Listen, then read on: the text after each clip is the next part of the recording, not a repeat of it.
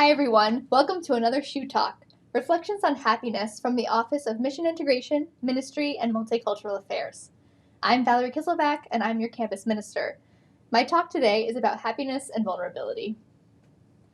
Brené Brown has said, daring greatly means the courage to be vulnerable. It means showing up and being seen, to ask for what you need, to talk about how you're feeling, and to have the hard conversations. I would like to suggest that being vulnerable, that is, letting yourself be seen, asking for what you need, and letting yourself be loved, can lead you to deeper happiness. And being vulnerable is exactly what the circumstances brought about by our pandemic are inviting us to today. So, some background on me. It wouldn't be a vulnerability talk if I didn't share a little about myself. In middle school, I was obsessed with smiley faces. As evidence of this obsession, I offer you this photo of me from before my 8th grade graduation party, where standing by a mailbox with a smiley face balloon tied to it, as well as this photo of an actual assignment from my Spanish class in middle school. I'm not sure why I still have this, where we were tasked with designing a bedroom and labeling all the furniture in Spanish. So we have las alfombras, la cama, the rugs, the bed, etc. And you'll notice, if you were to look closer, that all of the furniture is covered in smiley faces. I know, it's a little much. Finally, my AIM or AOL Instant Messenger username was in fact Smiley1. So as you can see, I was truly obsessed.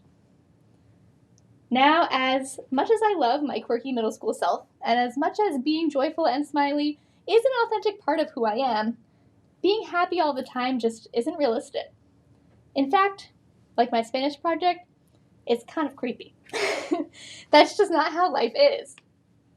As this diagram of Newton's cradle shows us, we move through so many different emotions each day. We're not always resting in happiness. The events of life move us through sadness, apathy, anger, and fear. Yet it is precisely by being vulnerable in the midst of these uncomfortable emotions that we are able to connect with others, build relationships, and find deeper happiness. Now, another thing I want to tell you about my obsession with smiley faces is that it prompted my dad to purchase a smiley face tie, which he wore to my 8th grade graduation, and to every graduation I've had since then. He wore it to my high school graduation, my college graduation, and even when I graduated from my master's program. But between each of these smiley graduation moments were many, many vulnerable Val moments in which I had to learn how to let the experiences of life move me through more uncomfortable emotions. As I share some of these moments with you, in which I let myself be seen, ask for what I needed, and let myself be loved, I invite you to think of your own journey and ways you can continue to live into vulnerability right now. So I let myself be seen once as a freshman on the first day of high school when I had to walk up to a random group of people and hope for the best. Most other of people who were going to that high school had gone to middle school and elementary school together, but I was coming from another school district, so I didn't know anyone. Now, what we usually do if we feel nervous about interacting with other people nowadays is bury our heads in our phones, but I didn't have that option. I don't think there were smartphones at the time yet, and I didn't even have like a crazer, so I just had to take the leap. While I didn't become best friends with these people that I walked up to, they did welcome me, and they helped me get through that first day, and I still remember them with a lot of gratitude. How can you let yourself be seen today? Not just by posting yourself into the void of TikTok and Instagram, but by being intentional and connecting with specific people. Put yourself out there. Don't be afraid to make the first move. I feel like one reason we're afraid of letting ourselves be seen is because we don't want people to think that we're weird. Well, I have news for you. We're all weird. Our quirks are part of what makes us who we are. So just embrace the awkward, move through it, let yourself be seen. Learning to ask for help, or ask for what you need. I learned to ask for help when I was very overwhelmed by my schoolwork in my first year of college. I had basically breezed through high school, but the assignments at the college level were much more challenging, and it took me a very long time to reach out and ask someone to help me because I was too embarrassed and ashamed to ask for help. I had never faced this problem before, and I thought I was just failing. But when I finally let someone know how much I was struggling to stay on top of everything, I found out that I wasn't crazy. I just didn't really know how to manage my time and break things down into smaller, more manageable pieces. I also found that I wasn't the only person facing this challenge. In fact, there was an entire office on campus dedicated to supporting students in this way, similar to our Student Success Center here at SHU. So by asking for help, I allowed other people to help me carry my burden, and in doing so, it wasn't as heavy anymore. What are some challenges that you're having right now? Whatever they are, you're probably not the only one facing them. The pandemic is placing huge burdens on all of us right now. How can you let someone into your struggles and allow them to help alleviate your burdens and help repair your heart? Why is it so hard to let ourselves be loved?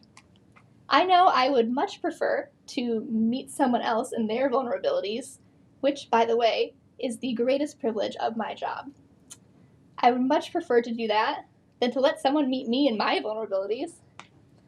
And yet, as much as I can be hesitant to lean into vulnerability, I can't help but feel it's the only way to live, as Brene Brown would say, wholeheartedly. And one of the most compelling things about vulnerability for me is this. Our school is named after the heart of a God who became vulnerable. Our tradition tells us that God, made known to us in Jesus, chose to fully experience the vulnerability of our humanity. God, the creator of all things, the most powerful being, chose to face hunger and rejection and pain, chose to be completely dependent on others to survive. What's more vulnerable than a little baby? Why would God do this? It truly is a great mystery. There's something sacred about letting ourselves be seen and loved, and allowing others to meet us in our deepest needs. There is much the Sacred Heart has to teach us about vulnerability. I'm just beginning to learn, and I expect I will be its student for my whole life.